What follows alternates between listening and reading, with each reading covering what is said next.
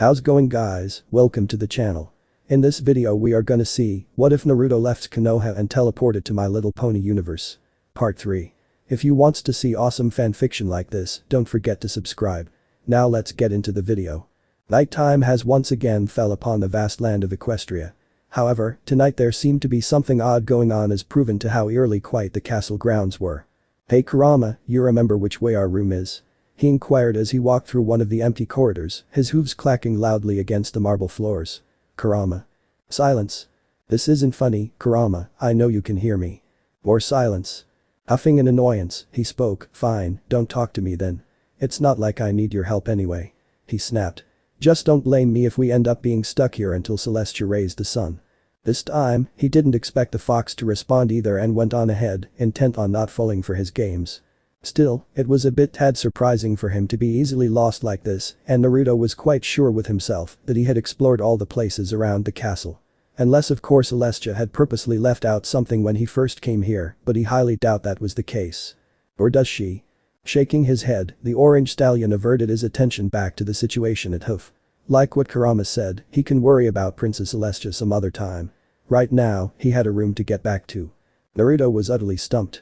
He wasn't sure how long he had been trotting around these corridors, but he was pretty sure he had been stuck here longer than he should. Everywhere he looked, the corridors looked exactly the same from top to bottom, and that annoyed him to no end. Is it this way? He muttered to himself as he glanced to the right. He let out a long hum before shaking his head in disagreement. No, I'm pretty sure I went there before. He turned to the opposite direction. This way then. He mumbled to himself again as he skeptically glanced at the corridor. Nah, that can't be right. I just came from there. Ah, this is so frustrating. Finally reaching his utmost boiling point, Naruto let out a long frustrated groan before plopping his flank onto the carpeted floor in utter defeat. This was hopeless. What's more surprising was that throughout his uncalled journey through the castle, never once did he ever come across any other ponies, and that made the blonde highly uncomfortable. Usually, he'd come across a few servants or patrolling guards by now, but that wasn't the case for tonight. For whatever reason, he had no absolute clue. Crack. Looking down at his four hooves, he was perplexed to discover that he had stepped on something. He couldn't see what it was due to the lack of illumination, so he had to pick it up for a closer inspection. A pot shard? He inquired quizzically. What's this doing here? Obviously, this was done just recently. Had it done during daylight, the cleaners would have noticed it and got rid of it in the blink of an eye, a testament to how serious they played. But last time he checked however, he was the only one in charge of this specific wing of the castle. Intruder perhaps. Plausible but most likely not. The ponies in this world may be well versed in the arts of magic, but they're not shinobis. Glancing up, his perplexed demeanor turned into mild concern when he got a full view of the corridor ahead of him. Kami, what happened here? As it turned out, the pottery shard wasn't the only thing that was there. Several more of its brethren were scattered here and there. Not only that, but the ceiling-high lavish red curtains were brutally torn apart and a few of the glass window panels were decorated with multiple web cracks. The place was a terrible mess. The prospect of having an intruder roaming through the castle grounds now being more prominent than ever, Naruto gently the shard he was holding and marched onward, carefully evading the mess as he went along in case there were any hostiles nearby. He decided to use the mess as a waypoint seeing as how they seemed to lead to a particular direction, no doubt the intruders were heading for. As he got further and further, the damage escalated even more to things like cracked floor tiles, scratched off wallpapers and smoldered walls that was obviously triggered due to magic side effects. No doubt caused by unicorns, but who? Eventually, the blonde arrived at a set of large doors that was located on the far end of one of the corridors. Contrary to all the previous bland wooden doors he came across before this, the particular entrance was twice as large and was flourished with numerous murals of white moons directly at the center, along with dozens of glittering stars around it. Almost as big as Princess Celestia's if he must say so himself. Naruto stared at the door with a confused look. Was this door been here the whole time? He had no clue. It seemed there's more to the castle than he thought it'd be. Peeking through the gap, the blonde tried to get a sneak peek of what was inside the room, only to frown when he was greeted with absolute darkness. Hello? Is any pony in here? Hearing no verbal response, the blonde decided to take the silence as a yes and slowly trudged into the room. As Naruto's cerulean blue eyes finally adjusted to the lack of lighting inside the room, he realized that the condition of the room's interior wasn't as bad as the hallway outside. It was 10 times worse than that. Cracked tiled floors, torn blue curtains, broken window panels, ripped pillows, splintered walls. Even what was obviously used to be an exquisite resting chamber was now demolished to nothingness. Just what in the name of Kami is going on here? He swiftly broke out of his stupor when he heard shuffling in the room. Battle instincts automatically took over, he swiftly entered a fighting stance. "Who's there?" he demanded, his cerulean blue eyes darting all over his surroundings. "Show yourself." The blonde waited for any response, but to no avail, the silence was his only response. Naruto frowned. How he wished he was a unicorn right now, then he'd be able to shine a light in this dark ominous place. Luckily for him, Celestia must have answered his prayers as more moonlight slowly bathed into the room, further illuminating the room to a degree. It was only then did he finally realize that there was in fact a lone mare laying in the center of all the mess, sobbing to herself. Compared to all the damage around her, she looked relatively unharmed. Thinking that she was a victim of some sort, he slowly went to her side. "Hey, are you alright?" Whether if the dark blue pony heard his inquiry or not, she didn't show it and continued sobbing to herself. Tentatively, Naruto reached a hoof for the mare's shoulder, making sure to be gentle about it in case she was scared, which she obviously was. "Hey, it's alright. I'm a royal guard here. My name's Nar. No more." He stopped, his hoof a few inches away from touching the mare. "Huh? I will have none of this anymore." No longer sniffling, the mare suddenly stood up on all her hooves, prompting Naruto take a step back in surprise. "No more. No more. None of this." All of a sudden ominous black smoke-like tendrils started to creep out of the floor tiles and around the mare. They coiled around her legs before engulfing her whole petite form, before he could even as much as move a single limb. At this point, his senses was screaming right at his face, and Naruto found himself slowly backstepping to the door he came from. He only managed to get about a few half steps away before the tendrils suddenly lashed out at him. Unprepared for the attack, Naruto crossed his four hooves in a last-minute means of defense before he found himself being hurled in the opposite direction and straight into the doors, shattering the unfortunate wooden structure into hundreds of splinters. Precious oxygen was knocked out of his lungs as he was slammed into the wall outside of the room with an echoing crack, leaving a brick angel Naruto-shaped crater on it before dropping to the ground with a muffled thud. What in the he managed to cough out as he stood back onto his four hooves. What was that? His first standing on its ends, he quickly barrel-rolled to the side when a deadly arc of blue magic burst through the remains of the doors and made impact on the exact spot where he previously, effectively destroying the tiled floors and leaving a gaping hole in its wake within a matter of seconds. "That was close," he said to himself as he watched the damage done. "Had I been a second too slow, I'd be fried to nothingness." "How impressive." He heard an entirely different mare voice spoke. "No pony has ever evaded my attacks before." Going back into his defensive stance, Naruto's eyes hardened when he saw an entirely different pony emerged out of the room. Instead of the blue mare from before, the pony that stood in front of him was covered in a blue coat fur that was as dark as the night itself, accompanied by a few ocean blue armor pieces consisting of a Trojan unicorn helmet that has a circular hole in the center for her unicorn horn to protrude out. An intricately designed collar that was emblazoned with a crescent moon symbol in the middle, and two pairs of pointy-edged hoof slippers that reached up to her knees. The blonde chuckled. "Yeah, well, there's a first for everything." "Not everything apparently." "Huh?" Looking downwards, Naruto let out a muffled curse when he realized that his hooves were now encased in a thick sheet of ice. How did he not realize this happened? Flaring her unicorn magic, the blonde stallion found himself struggling even more when he was suddenly imbued in the mare's magical aura and was effortlessly lifted off the ground with his ice-trapped legs still intact and was brought to face with the mare. Had it weren't for the feral look in her blue eyes, he would have deemed the mare to be a beautiful one. Nevertheless, he maintained a calm demeanor. "Moad." She spoke in a rather rich and prideful tone of voice, examining at him from left and right. "You're different than any other stallion I have seen before." "Who are you?" he demanded. "And how did you get into this castle?" The blonde was unprepared when the blue pony suddenly let out a cackled laugh at his question, almost if she had just heard the most funniest joke in the whole Equestria. "How did I get in here, you ask?" the elder mare repeated when her laughter died down, ignoring his first question smoothly. "I live here." "What?" "As for who I am sure you will find out soon enough," she elaborated. "For I will come back and reclaim what is rightfully mine." "What's rightfully hers?" What does she mean by that? "Until then, enjoy the sunlight while you can because it will be the last time you will ever see it." And just like that, he was slammed onto the side of the wall head first. For a brief second, he could have sworn he heard something important breaking inside him, but he didn't have time to think about it for his vision immediately descended into the darkness. The blonde jolted out of his bed in utter shock, beads of perspiration drenched his fur as he shakily clutched the kunai he had discreetly kept hidden underneath his bed. He frantically looked for any hostiles, but there was none in sight. He was back in his room. No destroyed furniture, no crazy blue alicorn mare, no nothing. It was all just a dream. There you are. Kurama mentally remarked. I almost thought you're dead or something. Said Blonde evidently flinched at the gruff voice inside his mind but quickly calmed himself when he remembered who it was. Kurama, is that you? He snorted. Of course it's me. Who else could it be? Sorry, he just unable to find the proper words to express himself, he ended up finishing with a tired sigh. You alright, Naruto? You've been thrashing in your sleep for quite a while now. He was surprised by that. You didn't see it, Kurama. Being the creature living inside his body, Kurama was capable of seeing his dreams as much as he does. It was for this sole reason he was able to instill nightmares on him back when he was still a child. The fox shrugged nonchalantly. Not that I'm aware of. You made it a point for me to not disturb your dream long ago, ever since I woke you up from one of your Raymond fantasy. He commented offhandedly. Shedding off the blanket with a lazy if not tired throw, the orange stallion got off his bed and approached to one of the windows available. Grabbing the edge of the curtain with his mouth, he gently pulled the covers aside. Sensing his tenant's discomfort, the fox Bijuu decided to ask the million-bits question. So what is it this time? It's unusually rare for you to be shaken like this. Running a hoof through his messy blonde hair, Naruto could only sigh at the question. Honestly, I've no clue. He replied, prompting Kurama to quirk an eyebrow. One thing for sure though.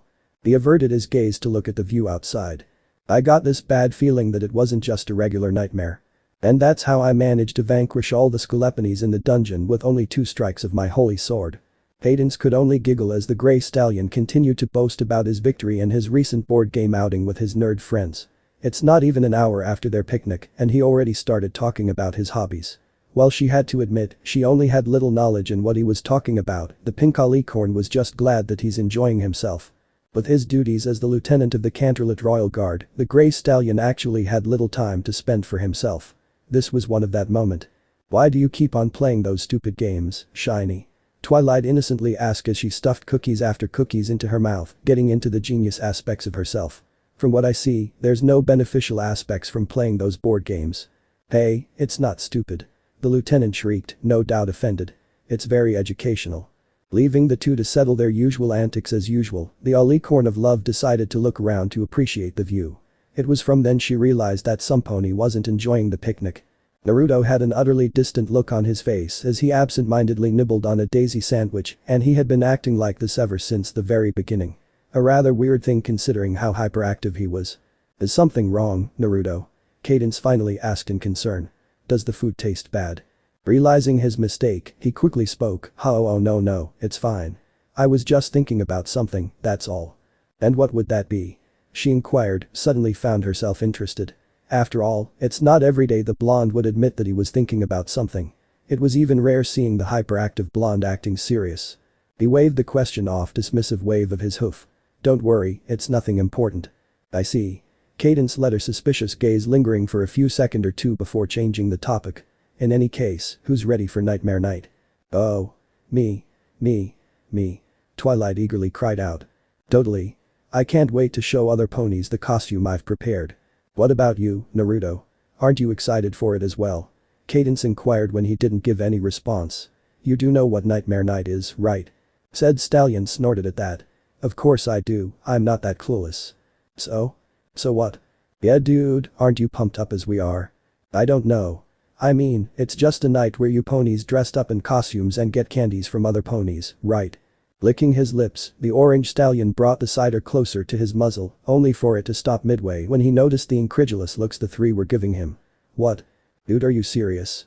He shrugged. Sorry guys, but I just can't see anything fun about Nightmare Night. The blonde brought the bottle to his lips once more, but found itself stopping a few inches away still when Cadence spoke. Oh well, you know what that means. Cadence trailed off, sneaking knowing glances with the other two in which he easily noticed. What? He said in total alarm, finally giving up on trying to drink the cider. If there was something he didn't like to hear, that was one of them. What does that mean? Cadence and Twilight grinned. It's time for a little storytelling. They both said simultaneously. Wait, what? Naruto blurted in confusion. Oh. Twilight cried out the blue like a student begging for their teacher's attention during class time, effectively ignoring Naruto's intelligible statement. Can I tell the story instead? Are you sure, Twilight? Cadence asked. You know how to do the spell. Of course I do. You kept on doing it for my bedtime stories, remember? There was a moment of pause before the alicorn of love smiled and nodded. Alright, then go on ahead. What is she going to do? Naruto asked worriedly as the filly's horn began glowing softly in purple magic. Rather than giving him a straight answer, Shining Armor simply rested a hoof on his shoulder. Dude, just relax and enjoy the show. Was that supposed to reassure me? The lieutenant was about to give an answer to that question, but decided to shut his mouth instead when the show was about to start. Seeing no way out of this, the orange stallion could only sigh and comply with what he said. He was startled however when a purple fog suddenly materialized in the center of their little picnic area. Initially, the magic took no visible form and simply floated about like a vibrant colored smoke. Then, under the purple filly's metaphorical grasp, the raw magic swirled into two distinctive pony figures standing above a cloud. One having a lighter shade of purple than the other. Once upon a time, in the magical land of Equestria, there were two regal sisters who ruled and created harmony for all the land. To do this, the eldest used her unicorn power to raise the sun at dawn, while the younger brought out the moon to begin the night. Obliging the narrator's words, a sun rose beneath the clouds below and into the sky, just when the elder sister tilted her horn up. Simultaneously, the younger sister mirrored the action afterwards, but with a crescent-shaped moon instead.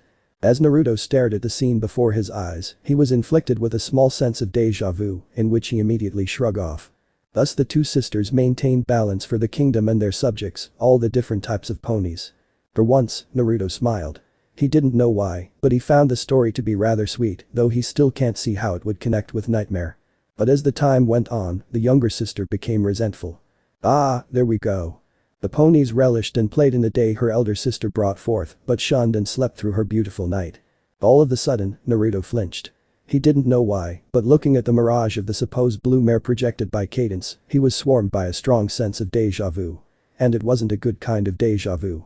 One fateful day, the younger unicorn refused to lower the moon to make way for the dawn.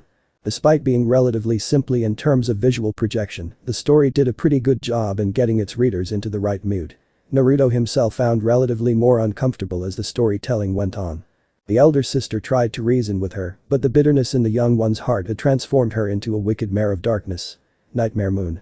His breath hitched, the blonde's body went as stiff as a board when a eerily familiar-looking fog began to surround the blue mare, and out came a pony he was all too familiar with. For the sake of filly fantasy, it was missing a few distinctive features, such as her maniacal grin and razor-sharp fangs, but there was no denying it, it was the same mare he saw from his dream. She vowed that she would shroud the land in eternal night. Reluctantly, the elder sister fought against her younger sibling.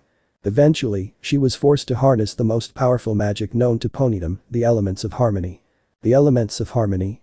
He whispered questioningly under his breath upon seeing 7 different glowing orbs floating around the elder mare. What is that? With the aid of the elements of harmony, she finally defeated her younger sister and banished her permanently in the moon. Naruto's cerulean blue eyes went wide in bewilderment at that, but luckily nobody noticed it. Thus, the elder sister took on responsibility for both, and harmony has been maintained in Equestria for generations. And that is how Nightmare Night was created. Twilight finished professionally before perking up in her usual filly excitement. So how did it go? Did I do well? Well done Twilight. You did better than I expected. Cadence complimented as she gently ruffled her pink and purple mane, prompting the filly to giggle in delight. Yeah Twily, that was pretty good. Still not as good as Cadence though whatever words he was about to say next, he didn't have time to say it when said alicorn jabbed him by the ribs. Luckily, Twilight was too focused with Cadence's previous positive remark to pay her older brother any attention. Speaking about attention. So how about it, dude? Shining inquired, changing the subject rather abruptly in an attempt to distract every pony as he tried to wring the ebbing pay away. Are you interested in Nightmare Night now? Naruto could only reply with silence, for he was too busy processing what he just heard. Averting his gaze elsewhere, he glanced at the vast blue skies with a thoughtful look before looking at the whole group before him. Finally, he grinned. So what do you ponies do during Nightmare Night exactly? Throughout his whole life as a human, Naruto had encountered numerous problems that may or may not affect his life. Although majority encompassed life-threatening situations such as people chasing after Kurama's chakra or intent on destroying the whole world, a fraction of it also affected his everyday life as well. Problems like not having enough money to pay the rent, trying to stay alive when hanging around with Sakura and last but not least, running low on raiment supply. The worst crisis he'd ever came across. When he first arrived here, the blonde thought he'd be able to leave those behind as well. As it turned out, that was not the case. Hey Cadence. Yes Naruto. Where are we going? About an hour ago, the pink alicorn had summoned him as soon as his morning shift ended. She then proceeded on dragging him out of the castle and onto the bustling streets of Canterlot without a single word. He'd be lying to himself if he said he wasn't confused on what's going on. "Oh, we're going to the salon, of course." She giggled as if it was the obvious thing in the world. "A salon?" He repeated incredulously at such an alien term. "You mean those place where you and Princess Celestia always go for hoofcures and things like that?" "Why yes, what else would ponies go to a spa for?" "So why are you bringing me here then?" he inquired, still not understanding the situation. Much to his surprise and discomfort, Cadence let out an amused giggle at the question. "My dear sweet Naruto, haven't you looked yourself in the mirror nowadays? Particular your mane." "My mane?" Almost automatically, Naruto found himself running a forehoof through his spiky blonde mane. "What's wrong with my mane? It looks fine to me." Apparently, that wasn't the answer she was looking for. She immediately gave him a pointed look. "Looks fine. Looks fine," she repeated incredulously. "It's an absolute mess." "Yeah, isn't it always a mess?" "Exactly." She agreed. "Which is why I'm bringing you the salon along with me. So that we can get it in tip-top shape." "Is it really necessary though?" he asked. "I mean, I could just cut it off with my knife." "No, absolutely not," she declared, swiftly cutting his suggestion. "We're going to the salon and that's that. No more questions asked." Naruto pouted. For an alicorn of love, she's quite strict sometimes. Still, Cadence made a valid point. As much as he wanted to do otherwise, his previous demonstration of personal barber skills weren't exactly recommendable, and he'd rather not repeat the scenario once more lest he wanted to face the embarrassment that comes after it. Besides, Cadence began, effectively earning his utmost attention. "I'm pretty sure Princess Celestia would appreciate it." The phrase alone must have struck home in the blonde's mindscape as he briefly stopped within his tracks with an indifferent look on his muzzle. "Naruto, are you alright?" Despite her verbal inquiry, there was a twinkle of mischief in Cadence's eyes as she said so. Almost as if she had expected this to happen. "You're spacing out for a bit there." Yeah, I'm fine. I was just thinking that's all," he said as he was brought back to reality. "So how about it? Still not thinking on going to the salon?" she asked. Silence. Naruto let out a tired sigh of defeat. "Fine. Just this once, I'll follow you to the salon," he declared firmly. "After this, I'm on my own. Deal?" "Deal." Cadence happily agreed, not even bothering to question the reasoning behind his sudden change of mind. "Come on, let's pick up the pace. The salon is only a few blocks away. You won't regret this, Naruto." He sighed for the umpteenth time of the day. "I really hope so." The salon was an interesting piece of structure to say the least. Well, it shared the same architecture as any other building surrounding it. Its cream white painted walls, tinted windows gave it a classic yet modern kind of vibe. Exactly the kind of place where he wouldn't like to go to. It didn't help that upper-class ponies dressed in expensive clothings kept on going in and out of the place, with their muzzles raised high. "You know what?" he exclaimed out of the blue. "I just remembered that I've got something important to do back at the castle. I'll be right back." Turning around on his heels, Naruto tried to bail his way out of the problem he just got himself into. He only managed to go as far as a few hoofs before he found himself face-planting into the road pavement, courtesy of the love alicorn's magic binding one of his hooves. "Oh no you don't. You're not getting away this time." Cadence cried out as she clamped one of his hind leg with her magic and dragged him along. "You're going to get your hair cut, one way or another." "Come on, Cadence. Can't we just do this some other time?" Naruto desperately pleaded as he tries to claw his way out. "Like how about tomorrow, or a week or maybe even a month?" "Not a chance. This isn't payback for dropping your favorite cake the other day, is it?" I said I'm sorry. Cadence effectively stopped advancing at that. "No, it's not." She then craned her head to look back at the blonde, a malevolent smile written all over her face. One that doesn't go well with his already beating heart. "But seeing as you've mentioned it, it is now." At this point, negotiation was no longer available, and the blonde could only do what he possibly can at that very moment. He screamed and thrashed. Neither of the two realized just how much ruckus they've made and it stayed that way until the two went inside the doors. Regardless what he did to evade his fate, Naruto got into the salon anyway. He was in a terribly rough shape, but nevertheless still okay. Even under his ragtag condition, he still got enough strength to gaze around his new surrounding. From what he gathered, he seemed to be lying on the floor of the reception lounge. The place where people would sit and wait for their turn to be treated in the salon. Just like what Cadence said and the view he had on the outside, the spa really must have been a high-class one due to the crystal chandelier that was hanging on the ceiling, accompanied by all the other expensive furnitures he came across. Oh my, if it isn't Princess Mia Cadenza. Blinking his cerulean blue eyes, Naruto quickly jumped to all his four hooves to glance at the speaker. Had he knew any better, the mare he was staring at the moment had an awfully similar appearance to Princess Celestia, especially with her well-groomed white fur and eyelashed eyes. The only things that differentiates her was her curly baby pink mane that spoke volumes of elegance and her slightly shorter and slimmer body form. Oblivious to his lament, the white mare slowly approached Cadence and gave her a courteous bow. What a pleasant surprise. It has been a while since you paid our establishment a visit here. How have you been? Ah yes, I apologize about that, Fleur. Princess duties has been quite lately and I haven't had the time to tend to myself nowadays. It is fine. I understand very well. In any case, is there something I can help you with? Ah yes, I was wondering if you could help a friend of mine trim his hair for one quick bit. A friend? The mare named Fleur then tilted her head to get a clear view of Naruto before looking back at the lovely corn. For a split second, Naruto could have sworn he saw her eyes glinted for a bit there, but he didn't have time to confirm it. Royal Guard. Royal Guard. Cadence confirmed. Corporal to be exact. She nodded at that. Ah, I see. This will not do at all. She agreed with a hum to herself. Rest assured Princess Cadence, we will help him in every way we can. Please do. He's pretty clueless about it. Well, are they all not? The two mares giggled at the inside joke, prompting the blonde to tilt his head backward in utter confusion. Anyway, I'll be heading somewhere else for hoofgear treatment, so make sure to follow everything she said, okay, Naruto? Wait, you're not coming with me?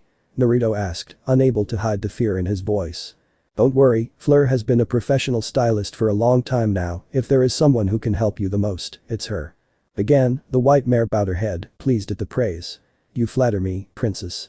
Glancing back and forth between Cadence and mare named Fleur, Naruto could only sigh in defeat for the umpteenth time of that day. Fine. Great, I'll see you later then. She chipped in happily before turning to Fleur once more. He's all yours, Fleur. Very well, right this way, Mr. Uzumaki.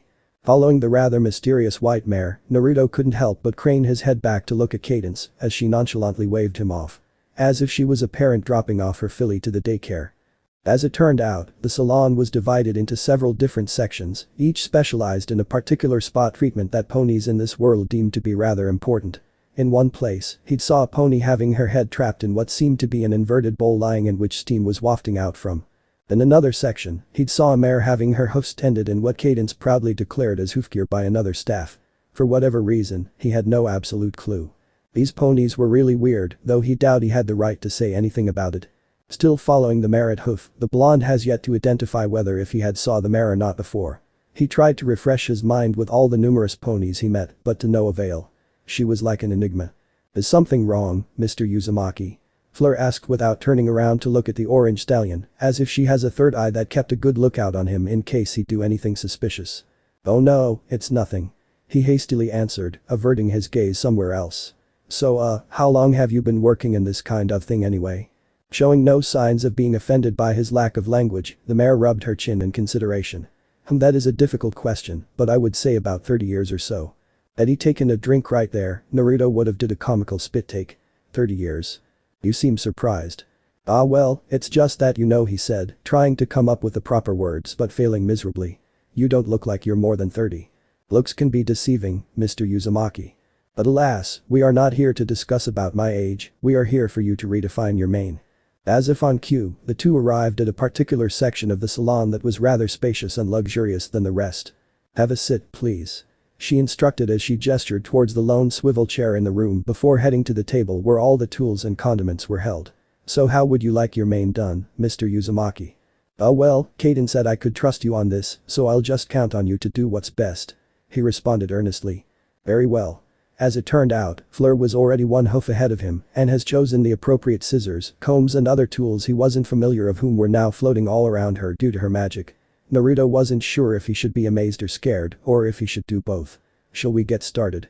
The last time he went to the barber, the only things he ever asked for was a trim of his blonde hair and a shave of his beard, which he rarely had surprisingly. Nice, cheap and simple. Nothing too fancy and nothing too simple. What Fleur does is nothing he was familiar with. Here and there, the blonde could see numerous tools zipping all around him like chakra-influenced kinase float by the sound of the distinctive strand of his blonde hair being snipped off. He was too scared to even move an inch. What was more surprising was that despite everything she was doing, Fleur was still able to hold up a casual conversation with him. So I believe Princess Cadence said you are a corporal now. she inquired with a straight face. Yeah, I am." The blonde tried to wrinkle his muzzle off when a stray strand of his blonde mane landed there, but it was quickly dealt with a single sweep of Fleur's brush. "And how long have you been a part of the royal guard to be exact?" Naruto hummed in consideration at the question. "About 2 months or so, I think." "Oh really now? I am deeply impressed," she remarked, swiftly replacing her scissor with a smaller one for more accuracy. "Most new recruit ponies would still be stuck in private ranking as of now. You must be exceptionally skilled to reach this far this quick." "I wouldn't say that," the blonde responded with a weak smile. "I've still had a lot to learn about this place." He was right. Although he had stayed here for 2 months, the blonde still possessed little knowledge about Equestria as a whole and its neighboring lands. Even with Princess Celestia and the rest of his pony friends' helpful guidance, it still wasn't enough. If he wanted to learn more experience, he'll need to find another way. Fast. Unbeknownst to him, Fleur was assessing him with a straight "You're quite a humble one, I see." "Huh?" he blurted out, not expecting the remark at all. "Did you say something?" She shook her head. "It is nothing. I was simply talking to myself," Fleur replied nonchalantly. "In any case, I am finished." "You are?" That was fast. Honestly, he wasn't sure why he thought it would be slow considering how fast-paced she did her work. Nodding in agreement, Fleur used her unicorn to bring forth several mirrors for him to see. He was utterly speechless at the result. First glance-wise, he still retained his signature spiky blonde mane. The only difference was that it was now shortened to a considerably decent length. Not only that, but his side bangs were thinned out as well, giving him a much neater look than before. Not enough to make him look too uptight, of course. Wow. If he knew any better, it almost resembled his haircut back in Konoha. "Do you like it?" Fleur inquired, her tilted head reflection appearing on the mirror. "I figured I'd do you a favor and refine your main style a bit, seeing as how you're a royal guard." "Does it actually matter?" "Why yes, it does actually," she said in utter confidence. "Following the standard rules and regulation, all members of the royal guard are required to keep a neat mane so that they can become a healthy role model to civilians." She elaborated with utmost professionalism. "In fact, your mane is actually a few inches away from breaking such rule." Seeing the befuddled look he had on his face, she continued, "You are not the first royal guard to ever visit here." "Wow, Cadence was right. You really are good at this," the blonde complimented in amazement. "But of course," she acknowledged with a courteous bow. "As a stylist, it is my sole duty to ensure that my clients leave this foundation with complete satisfaction. This includes knowing things that even they do not know." "So how much do I pay?" he asked, unable to keep the timid from creeping up to his tone of voice. If there was one thing he do know, it's that professionals like her usually cost a fortune. "Actually," she started, "considering how this is your first time here, it will be free of charge." It is?" he inquired, prompting the white mare to nod in confirmation once more. "My foundation has a policy for charging not a single bit for any newcomers as means to promote our services." "That's actually pretty nice of you," he pointed. If he knew any better, that was probably the first time he'd hear of such thing. "Indeed, if it is any consolation, you are welcome to visit us when needed." "Sure, I might just do that." As much as he hate to admit, a trip to a salon like this wasn't so bad at all. "So I guess I'll be leaving now," he said when the two were enveloped in an uncomfortable silence. "Thanks for your help again, Fleur." "You're mostly welcome," she graciously replied. "I look forward to seeing you more often in the future, Naruto Uzumaki." Still bowing courteously, she watched as the blonde awkwardly left the area. Once he was out of sight, Fleur averted her attention to tidying up the tools she used. Chink. Glancing behind, the pink-maned mare was astounded to see a satchel of gold lying onto the seat. She glanced up to the doorway but was only able to see a sliver of his blonde tail before disappearing for good. "Looking good there, Naruto." Such was the sentence he heard as he stepped out of the salon with his new look. "It's good, I guess," he commented shyly as he ran a hoof through his newly profound hair. "Of course it is. By Celestia, I'd developed a crush for you by now if I'm not in love with shining armor already." He sarcastically laughed at the feedback. "Very funny, Cadence," he said as he stepped out of the establishment. "And please, don't do that next time." "What do you mean?" "You planned this with Fleur before, right?" What makes you say that?" she asked in a quizzical manner. He gave her an odd look for that. "You didn't plan it?" "No, I don't," SH acknowledged seriously. "Why? Did something wrong happen, Naruto?" He stammered, glancing back at the salon before looking back at her. "It's nothing." "Alright then. Anyway, I've received a letter from Princess Celestia a while ago," she said, gesturing to the rolled paper parchment that was floating beside her. "We should get back to the castle soon." That immediately caught the blonde's attention at once. "Why, did something bad happen?" Not at all. It's more to the opposite actually. Seeing the befuddled look on his muzzle, she elaborated further with an excited smile on her face. From what I read, it seems you'll be having your first mission tomorrow. Back in Konoha, the Hokage office is the heart of operations for all its shinobis. It's the very locations where Leaf shinobis headed off to both receive and conclude their missions given, regardless if it was a top secret or just an any-day E-rank missions. Many people had always assumed that the Hokage office or the Hokage building in general was always carelessly left unguarded. That was far from the truth. Hidden out of people's sight were a dozen of ambush shinobis who kept a lookout of the Hokage every 24/7. They're required to remain in their posts until the next shift of ambush showed up to replace them or when the Hokage ordered them to for privacy situation. In this world, there was no Hokage office. There wasn't even a Hokage building even. The only thing that was close to such was the spacious room within the center of the Canterlot Castle, famously recognized as the throne room where Princess Celestia often resided when dealing with the usual kingdom matters. Princess Celestia, you left the window opened. Whether if Princess Celestia was surprised or not, she didn't show it. Instead, she casually put the paper parchment she was busily examining this whole time, got off her throne and stepped down. I figured you'd prefer the window over the door.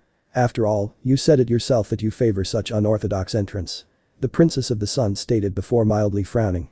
Though I sincerely wish I was wrong. Hehehe, that's how I roll.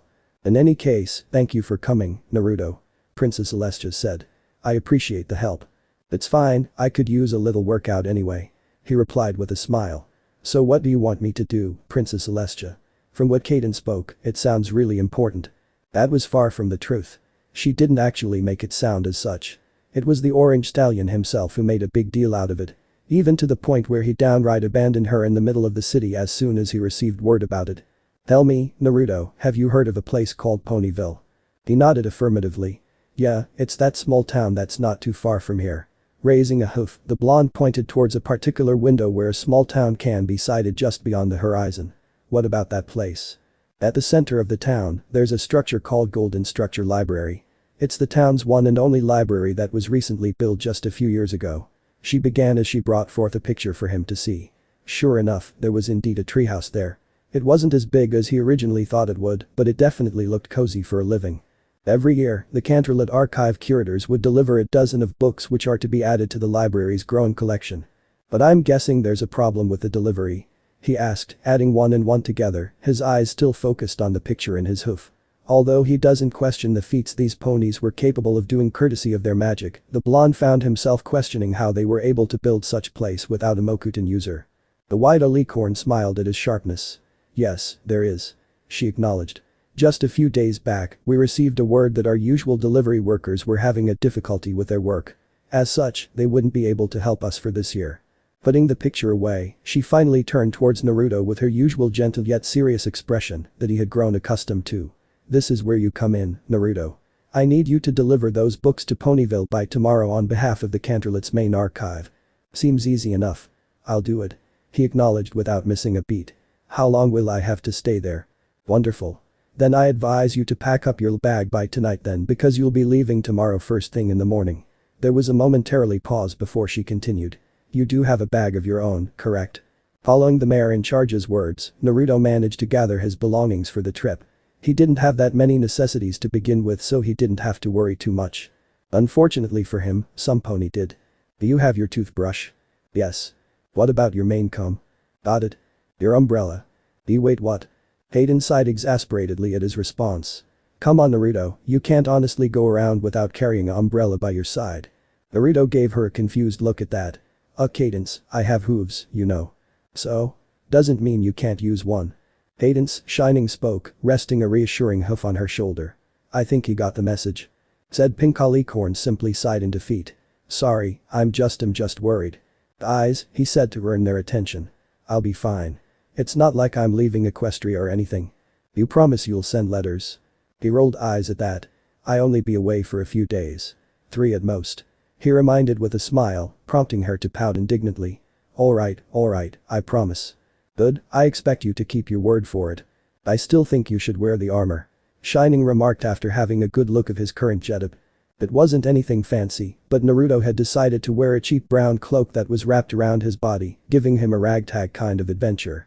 Tucked underneath said cloak was his handy-dandy knife strapped to his left forehoof. He still didn't want to use the kunes he brought along, since that would arouse suspicion to the ponies around him. "Not a fan, remember?" he said with a grin. "Besides, you yourself said that I have the option to wear the armor or not when I'm outside the castle grounds, remember?" "Unfortunately," he lamented to himself. "In any case, try not to do anything risky when you're out there. Me and Cadence won't be able to cover for you if anything bad happens." "That's true." "Oh, come on every pony, I'll be fine," he retorted. "All I have to do is just deliver some dusty old books in a town nearby and stay there for a few nights. It's not like I'm venturing off into somewhere dangerous or anything." Shining and Cadence shared uneasy looks at each other. "We know that, but still." Cadence looked like she had something to say about that, but whatever word she was about to say next, it was drowned when the train suddenly whistled to life. "All aboard the train to Ponyville," the conductor declared as he popped his out from the train window. "I guess that's my cue to go." Without a moment to miss, he enveloped his two friends in a big surprise hug, surprising the two greatly. "Don't worry guys, I promise not to make any trouble there." "Alright, you better keep your promise," Cadence warned firmly as they watched him slowly make his way to one of the many. "The last thing I need to hear is some news about a royal guard setting a treehouse on fire by accident." Stopping his advance to the train, the blonde flashed the pink alicorn a mischievous smile. "No promise on that one." The train trip to Ponyville was relatively short, but Naruto had no complaints with that. Glancing outside, the blonde could see the outlines of the relatively neighboring town. Truth to be told, he wasn't particularly interested in using transportations because they're slower than regular shinobi travels, but he'll have to make do since it was Princess Celestia who arranged it for him. Plus, the books he was carrying in his saddlebags would slow him down in more ways than one. "Mares and gentlecolts, we have now arrived at Ponyville," the conductor declared from the front of the wagon. "Please don't forget to bring your luggage along as you went outside. We look forward to your next visit." Pulling the hood over his head, the blonde silently obliged and reached for his luggage. It was the same conductor that he rescued a few months ago, but it doesn't look like he recognized him just yet. Slinging the pair of saddlebags that contained all the books he was entrusted with, Naruto got off the bench and headed off to one of the many open doors available. As he waited for the train to come to a halt, Naruto took the opportunity to recap what he learned before this. He had heard plenty of good stories about Ponyville, but the blonde never actually get to see said town. Now, he has finally the opportunity to see the vast world outside the high walls of Canterlot. Stepping outside the train, the first thing he noticed was the smaller number of pony population. The next thing he realized was the fresh air that was flowing through the air, one that was devoid of the usual choking sensation Canterlot had. Naruto took a deep sigh before grinning. 5 seconds in Ponyville and I'm already liking this place, he admitted. "I know right, this place is awesome." "Huh?"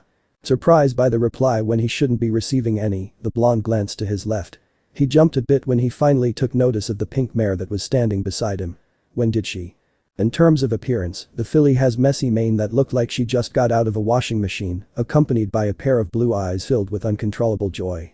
But that wasn't what caught his interest. What did was the huge bag that was resting on her back. It was literally cramped with a multitude of random things to the point where it looked like it could explode any minute, and if he knew any better, the bag was probably 3 times as big as the pony carrying it. "Hi there. I'm Pinkie Pie, what's your name?" she asked in an extremely cheerful manner. Naruto Uzumaki." The blonde was a bit skeptical to reveal his name, but he supposed there's no harm in doing it. "Naruto Uzumaki?" She repeated each syllable carefully before giggling. "You have a really weird name, Naruto Uzumaki." The blonde did a double take at the new nickname and found himself wondering whether if his name was indeed the weird one here. He shook his head and grinned, albeit sheepishly. "It's nice to meet you Pinkie Pie, I'm gonna go ahead and go somewhere now." Taking a side step to the left, the blonde tried to trot past the hyper-go-lucky pink mare, only to be stopped when she reflected his action, albeit in a faster manner. "Ooh, where are you going?" she asked, putting her muzzle directly against his own. Naruto slowly retracted his head to a comfortable distance, a sheepish grin on his face. "Somewhere important," he responded as he sidestepped to the opposite direction and went on ahead. "Good news." She didn't block him again. "Bad news." She was now bouncing beside him. "Really? What kind of important? Is it like top secret government kind of important?" I don't think it's like that." "Don't worry, I can keep a secret," she hissed loudly. As if they weren't obvious enough. "I appreciate the thought, but like I said, it's not that kind of important." Naruto didn't know why, but he began to feel himself sweat a little from being around with this filly. She didn't look like she posed a threat to him, but his shinobi instincts told otherwise. "Say, have you heard of the Sugar Cube Corner?" Naruto stared at her as if she justified the laws of this universe itself. "The what now?" The sugar cube corner. You know, the place in Ponyville where they make and sell all sorts of sweets. She elaborated, as if it would answer everything. It didn't. Sorry, but I don't think I've ever heard of a place called Sugar Cube Corner. With the bizarre names the occupants of this world manage to make, he'd be surprised he'd be able to remember one on the next day. Pinkie gasped loudly at his response, effectively earning the attention of every pony that were within 100 feet radius. So much for keeping a secret. You've never heard of the Sugar Cube Corner. The blonde recoiled at the sudden increase in volume, but went on ahead with his response. Not that I remember any. Why? She demanded rather hysterically, shaking his body back and forth like a possessed individual. The Sugar Cube Corner is, like, the best place you could ever go to. Not that I have ever visited that place or anything, but still suddenly, she gasped, as if she was gifted with a splendid idea. I know, why don't we go there together? Naruto gazed at her with swirls in his eyes. What? His inquiry fell deaf on her eyes as the pink mare wrapped his hoof around him and pulled him closer without any slightest of warning. For a little filly, she sure was strong. It'll be awesome. We'll be able to eat all sorts of candy they have there. Oh, maybe we'll be able to get a job there as well. I've always wanted to work at the Sugar Cube Corner or even any bakery for that matter. At this point, the pink mare who calls herself Pinkie Pie started to drool excessively, almost to the point where her saliva was pooling around her hooves. Naruto doubted any sensible commentary would reach her now. Pinkie?" Naruto called out, taking a step back so that he doesn't mistakenly step onto the pool of saliva. I appreciate the offer, but I've got something important to do somewhere else, so I can't go with you. Naruto then glanced around for a bit to make sure the coast was clear before he spoke, so yeah, have fun at Sugar Cube Corner without me. Taking the short moment of distraction to a good use, Naruto disappeared in a blink of an eye. Well, that was unexpected. After having a brief encounter with a rather odd pink pony, Naruto was finally able to get away from her while she was distracted. Deciding to take a short break, he was now leaning on a random tree to take a few breather. Now where is the Golden Oak Library? He said that. Scratch that, where am I? In the midst of escaping Pinkie Pie, the blonde found himself somewhere in the outskirts of Ponyville. How he got here, he had no absolute clue. I didn't go that far, did I? He said worriedly. Not too soon after he said so, the orange stallion caught sight of a mare all by herself next to the river. He quickly rushed to her side, failing to notice the gloomy look she had on her muzzle. Excuse me. The yellow mare evidently jumped at that, no doubt was surprised by his presence. Unfortunately, the blonde was far too ecstatic to actually notice this sort of reaction. From a first glance's perspective, she was a rather petite mare with curly baby pink mane that covered over one of her blue eyes and was covered in pastel yellow fur. Sorry for disturbing you, but I was hoping if you can help me for a bit. I got a bit lost in case you didn't notice. Said mare gave no response. Instead, she let out a barely noticeable whimper and gingerly took a step back. Is something wrong? He inquired upon realizing the look of discomfort on her partially mane-covered face. Was it something I said? Again, the pink mane pony said nothing in return. Instead, she looked somewhere else, prompting Naruto to do the same. Not too far from their current position, there was a line of trees nearby, and perched on one of the many high branches of one of these trees was a white fluff. Further investigations led him to believe that it was a rabbit. A white rabbit to be exact. Ah, I see what's going on. He said, adding one and one together. He grinned. Don't worry, I got this covered. Had he been focused enough, the blonde would have noticed that she was a Pegasus and that she should be able to fly up there and get the bunny herself. He mentally shrugged. He supposed not every pony was able to do what they're born to be. Resting a hoof on tree bark, Naruto tried to assess how tall the tree was and whether if he can accomplish such a feat. A moment of silence lingered by before he grinned, not a problem for me. Closing his eyes shut, the blonde tried to tap into his chakra source. It was hidden deep within his body, but it was definitely still there. Pressing a forehoof on tree bark, the blonde inwardly grinned when he saw the faint bluish outline of his chakra. His grin grew wider when he felt the signature magnetic-like sensation of his appendage being stuck onto the surface. Let's do this. Once he was sure his chakra flow was consistent on all his four hooves, the blonde then did the process of vertically climbing up the tree step by step. The tree was taller than he expected, but it wasn't proven to be an issue for him as he arrived at his designated tree branch. Hey there, Bunny-chan. The blonde cooed once he was sure he was secured on the branch.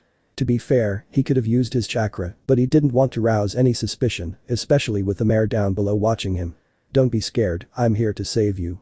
Said Bunny simply spared him a brief glance before looking back into the horizon.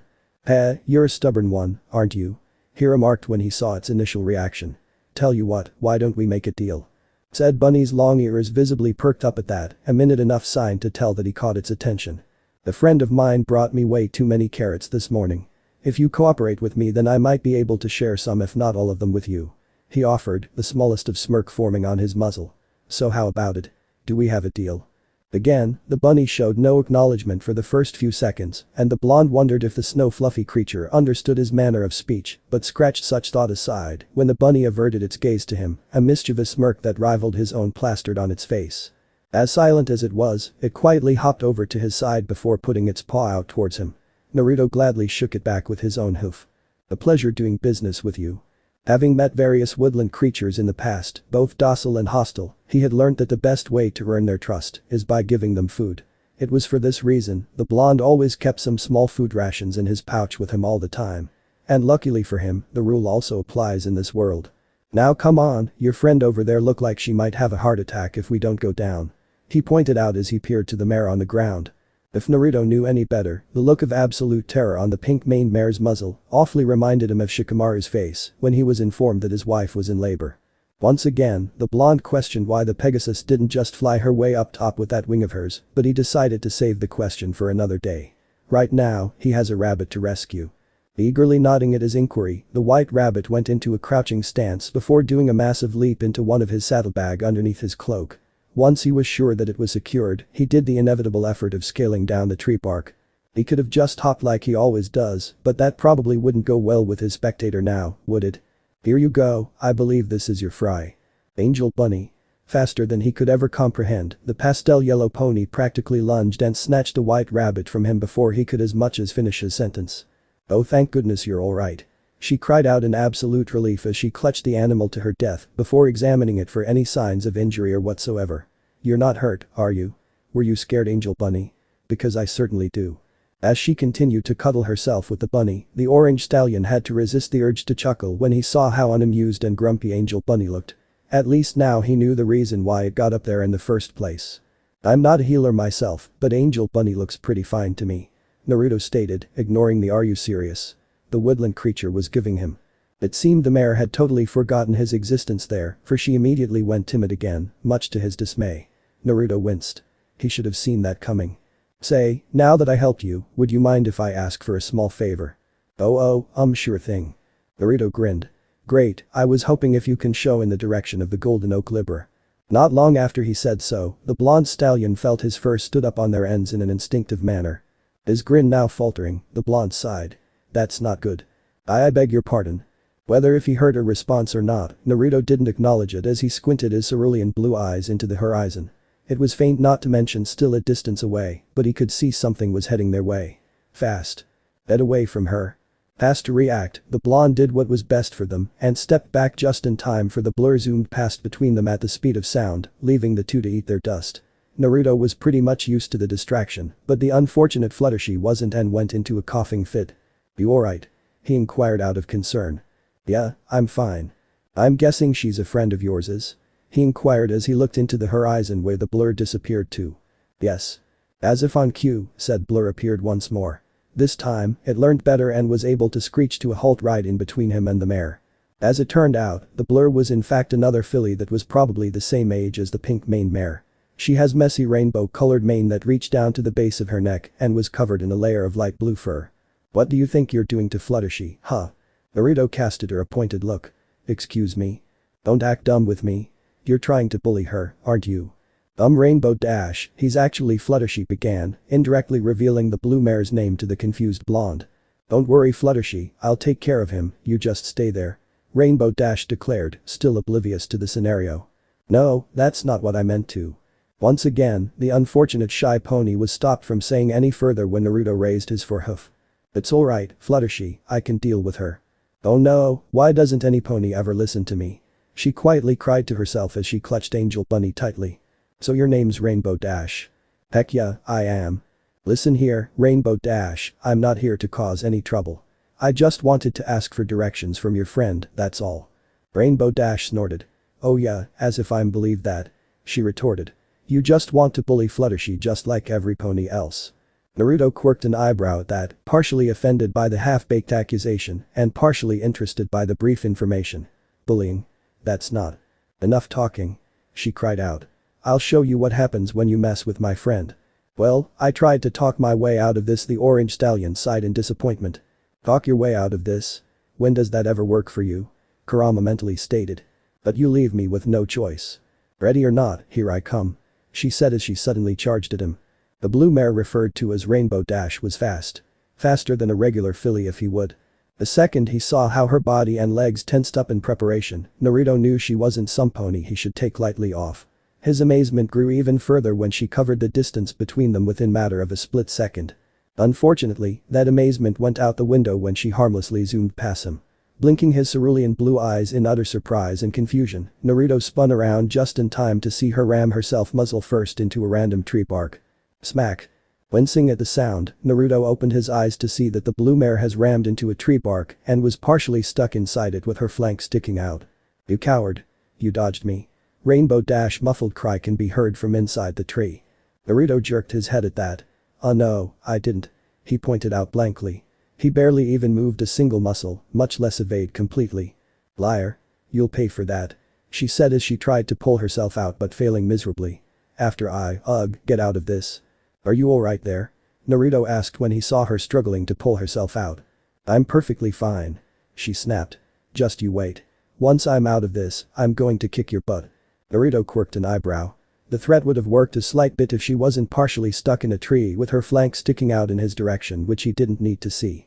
"Well, at least that take cares of that," he spoke. Seeing the worry in Fluttershy's eyes, Naruto elaborated, "Don't worry about your friend, she'll be fine." "Hey, are you sure? She doesn't look like it." Naruto shrugged. "Well, judging from her attitude as it is now, I highly doubt that being stuck in a tree trunk would stop her." "Hey." Rainbow Dash's muffled cry can be heard from within the tree bark. "See what I mean?" If you say so." "Still, I think it'd be better if I go now," he said. "In the meantime, I think you should help your friend there. She looks to be in a pickle." "Again, it was nice meeting you." "You too." Fluttershy's voice trailed away when she remembered something. "I'm sorry but I don't know your name." "You know what, I'm going to go ahead and take my leave." He got this weird feeling that the more he stayed here, the worse the situation would become. "Yes you should," she meekly agreed, nervously glancing between him and her stumped Pegasus friend. Casting the unlucky Pegasus one last concerned look, the blonde resumed his journey in search of the Golden Oak Library. "Do you even know where that place is?" "Tommy, I forgot to ask." Traveling was never usually an issue for Naruto. A journey that would take months for a civilian to venture through will simply take a couple of hours' time for a shinobi. Wrong direction. He can just simply take a detour and retraced his steps. Lost in the middle of nowhere. He can activate his Senjutsu and look around. Unfortunately, that was no longer the case. Stripped off parts of his powers because of his newly profound horse form and restricted by the magic-infused atmosphere of this very realm, the orange stallion's current abilities were very limited. Problems that was initially of no concern to him has now returned full force. He hated it. Now, according to Princess Celestia, the library should be somewhere in the town center, he resumed looking around.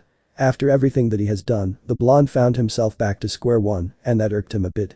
Just how hard was it to find a treehouse in the middle of a small town?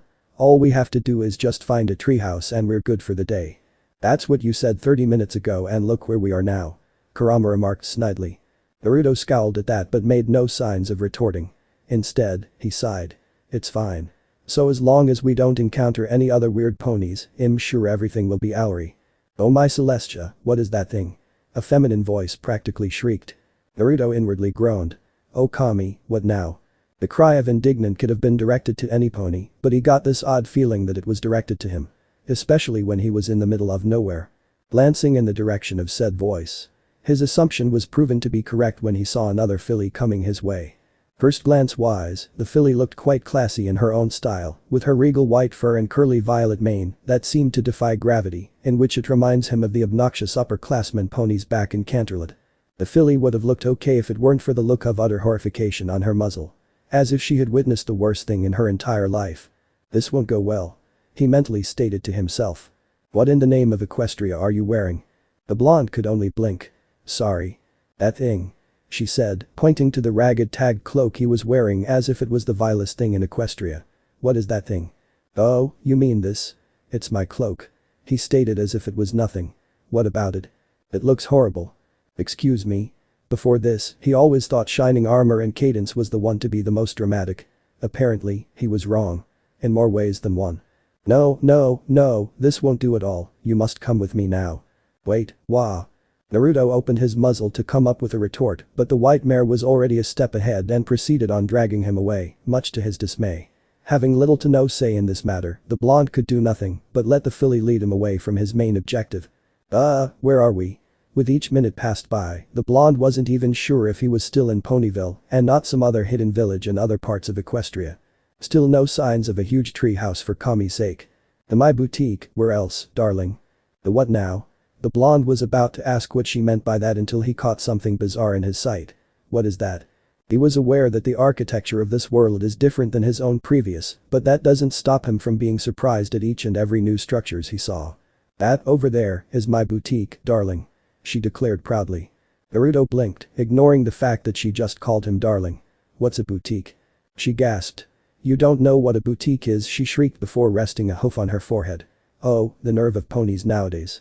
Ignoring the filly's frustration, the blonde glanced at the newly profound structure in front of him. If he were to describe the building in a short phrase, the best one he could come up with was an expired wedding cake. Because it literally looked like one. The windows were shattered with majority being boarded by wooden planks, the paint job were long peeled and deteriorated from years of lack of maintenance, and some of the wooden railing had gave away at some point and was now dangling purposelessly on the balcony. Even the front entrance wasn't excluded from the damage either, as it looked like it was forcefully opened. Seeing the skeptical expression on the orange stallion's face, the filly spoke. Yes, I know. It looks hideous and awful, but not to worry. In a few months' time, I'll turn this into a mighty fine establishment. Just you wait and see. Well, I wish you the greatest luck with that.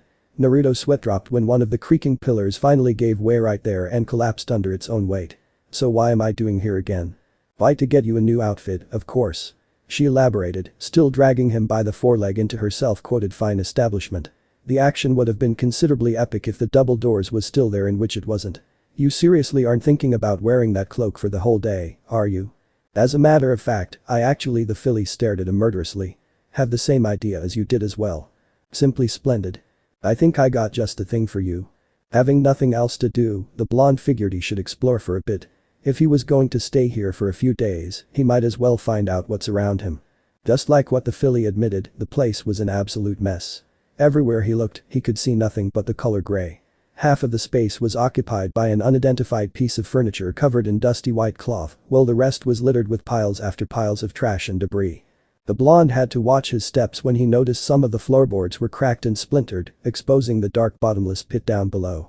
Cleaning would definitely be a chore for her. Then again, she was a unicorn, so he highly doubt cleaning would deal much of a problem for her. Running out of interesting things to examine, the blonde proceeded on looking at the view outside. His choice was limited, unfortunately, since majority of the windows were still messily boarded up. On the first window, the orange stallion could see the town square as indicated by the water fountain at the center, followed by the ponies that was roaming about the place at a calm pace. Switching on to the second available window that was located on the other side of the rundown boutique, Naruto could distinguish the rest of the houses and even more ponies trotting around. For a small town, this place sure was jam-packed. Not as many as Canterlot, but still plenty by his standards. Still, he caught no signs of the treehouse. Just how hard is it to find a single treehouse in this place? Aha, I finally found it. Blinking his eyes in surprise, Naruto spun around just in time to see the mare emerging out of the back area with a magically floating box by her side. I'm not sure if this is your size, but you'll definitely love it. I doubt I will. He muttered under his breath. It's getting late now. If he was going to be nice, he might as well tell her now before it's too late. Listen, Rarity. She chipped in. Rarity. He corrected. I appreciate the help, but I don't think there's no need for you to do any of this. I'm fine with this cloak as it is. Nonsense, darling. I'm absolutely fine with this. She said as she began untying the ribbon that was wrapped around the box. Fashion is my passion, after all. Besides, you look like you could use some help with your closet yourself. Well, for your information, I can take care of myself just fine. Whatever words Naruto was about to say next, it died down in his throat when the filly named Rarity finally finished unwrapping the ribbons and popped the box open. His eyes practically become as big as bowling balls when he finally saw its content. What is that? This is a dress shirt, darling. Surely you must have seen or heard of it somewhere. She described. Now, why don't you be a sweetheart and put it on? Rarity spun around to confront Naruto. Imagine her surprise was when she realized that the blonde was nowhere in sight. The only indication that showed he was previously there was the slightly ajar front door that was swinging ever so slightly from the wind draft outside. Needless to say, Rarity was flabbergasted. "Wah," she stammered, completely at loss for words. The nerve of that stallion. "Homie, that was close." Naruto sighed in relief. "If I was a second late, I'd be screwed. In case you haven't noticed, we're moving further away from the town." "Wait, what?" In the midst of his panic, the blonde had somehow found himself on the outskirts of Ponyville once more. Great. More delays. He lamented sarcastically to himself. "You can always move forward," Kurama suggested. "Knowing your luck, you're bound to find your way sooner or later." "Fine by me, it's not like I know where I'm going anyway," he said sarcastically. Still, the fox made a valid point. If he was going to arrive at his destination, he might as well move on rather than being rooted in one spot. That doesn't necessarily mean he'll like it though. Fortunately for him, the deities in this realm wasn't being too nasty with him and has granted him a small hint in the form of a ground pathway that led to somewhere. Shrugging his shoulders, the blonde trotted ahead. It was something, at least. It wasn't long before he caught sight of what seemed to be barn by the horizon. Naruto picked up the pace and started galloping lightly towards the place. Hopefully, it wasn't occupied by any weird ponies like the ones he met earlier today. Luckily for him, an unexpected visitor showed up for him instead. Stopping within his tracks, Naruto found himself utterly stumped at what he was witnessing at the very moment. It was a filly, lying in the middle of the ground pavement, doing nothing but minding her own business without the slightest care in Equestria. "Kurama, are you seeing what I'm seeing?" "You mean the devil spawn that's lying in the middle of the road?" "Yes, I do." Ignoring the fox's rude commentary on the little filly, Naruto quietly approached the mare whom was giggling, as if there was nothing wrong in this world. "Hey there miss." Naruto greeted, trying his very best to not scare the filly away. The blonde practically flinched when the filly spun around and stared at him with its big round beady eyes filled with nothing but curiosity and interest. "What are you doing here by all yourself?" Considering how she showed no signs of giving him any proper answers, the blonde began surveying his surroundings, wondering just how the filly managed to get herself here of all places. He then remembered the barn he saw from earlier. "You wouldn't happen to come from the barn over there, do you?" Obviously, the filly didn't give a verbal answer to that. But it seemed to giggle slightly at his strange gesture. Naruto sighed. He should have expected as much. Well, there's only one way to find out. Scooping the baby filly in his forehoof, Naruto gently placed the raspberry mane filly on his back. Up you go. Having been not too good with children in his former life, he half expected her to burst out crying from his touch. Much to his amazement, the mare only giggled even further, no doubt excited by the impromptu piggyback ride she was having. She even bounced a few times when she realized just how comfortable his back was. "You're enjoying yourself back there?" he remarked amusingly, patting her by her mane. "Now let's bring you back home, okay?" With the little filly secured on his back, he went on ahead and approached the barn. As he got closer to the entrance, the blonde could see the large sign that hung over it. "Sweet Applicers," the orange stallion pronounced vaguely, his eyes squinted hard as he tried to process the words on the sign with the bits and acts of vocabulary knowledge he acquired from Princess Celestia's short but bountiful tutelage. "Oh yeah. This is the farm Cadence once talked about." From what he heard, the Apple family are famous for growing the best apples in Equestria.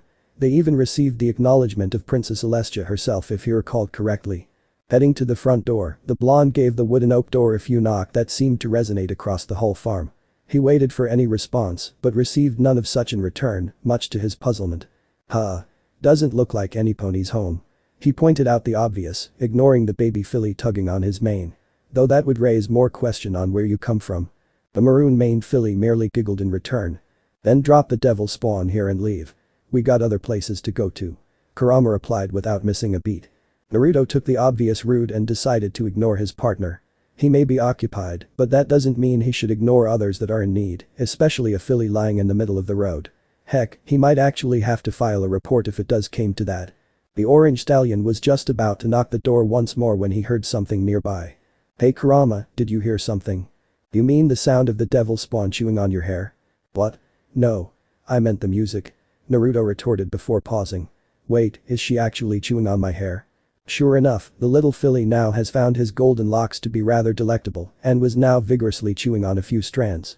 With a deadpan look on his muzzle, he whipped his head to remove his unfortunate mane from the confines of the filly's muzzle. The filly simply giggled in return. "Please, don't do that." He spoke to her as if expecting her to understand him before going back to the current situation at hoof. Anyway, I could have sworn I heard music somewhere in this area.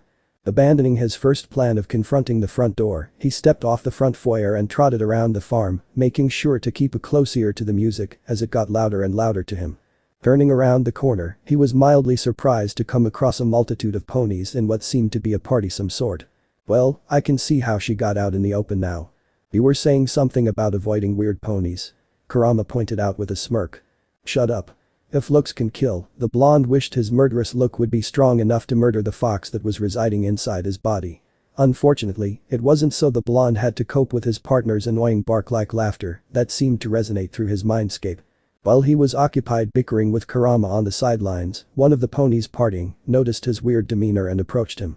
It wasn't until he was a few hooves away did Naruto notice him coming, prompting the orange stallion to straighten his stance out of respectful habit. Howdy there, partner, you came just in time for the party. Naruto stared at the cowboy hat stallion like he just grew a second head. Having only stayed in Canterlot, the blonde was only accustomed to the upper-class pony's haughty accent. It took him an embarrassingly long time before he processed what the pony just said and came up with a reply for it. Hi. He said as he half-heartedly waved a hoof at him. Oblivious to his discomfort, the pony grinned before his expression faltered and he gazed at Naruto with the utmost interest. Say, I've never seen you before, he asked suspiciously, scrutinizing Naruto from top to bottom, trying to bepize all of his features that were not enshrouded in his cloak. From which part of the Apple family are you from again? At one point, the cowboy was so keen on trying to recognize him that his face was compromisingly close to his own. Still retaining his awkward grin, Naruto figured that enough was enough and took a cautious step backward. Actually, I'm not. Before he could as much as complete his sentence, the cowboy interrupted him. Oh, I know. You're Golden Delicious's second cousin, aren't you? No, I'm. Apple Honey's relatives then?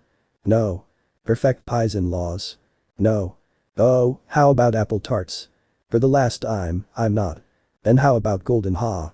I'm not a part of the Apple family. He screamed, finally having enough of the stallion's non-stop chattering. Good news, that stopped his rambling. Bad news, he effectively garnered every pony's attention and causing the whole party to screech to a complete halt as well to stare at him. Glancing around awkwardly, Naruto could do nothing but sheepishly laugh at himself at what he just did. Oh. You're not a part of the Apple family? He cleared his throat. Last time I checked, no, I'm not. Well, why don't you say so then? Naruto found himself sweat-dropping at that. Despite being the impromptu founders of Ponyville, these ponies sure don't mind when their property is being intruded by strangers. But hold on a darn pickin' minute right there, he said. If you're not a part of the Apple family, then who are you then? Or not? He cleared his throat. First off, my name's Naruto Uzumaki. I'm. What now? The blonde deadpanned. Naruto Uzumaki. He repeated, emphasizing each syllable carefully. Takoyaki Maki? He said. The blonde held back a muffled groan. No, it's Naru, you know what, that's not important. Getting straight to the point, Naruto reached behind and showed the ponies the filly he found. I believe this little filly belongs to you. Wait a sec, isn't that leaning closer? The stallion squinted his eyes hard as he tried to recognize the filly. It took him a good 5 seconds before his eyes, along with every pony else in the vicinity, went wide in bewilderment. Apple Bloom, every pony cried out in unison. So this part ends here. I hope you guys enjoyed this video, so quickly like this video for second part of this series. And comment down below your thoughts about this series. And now it's time for me to go, bye.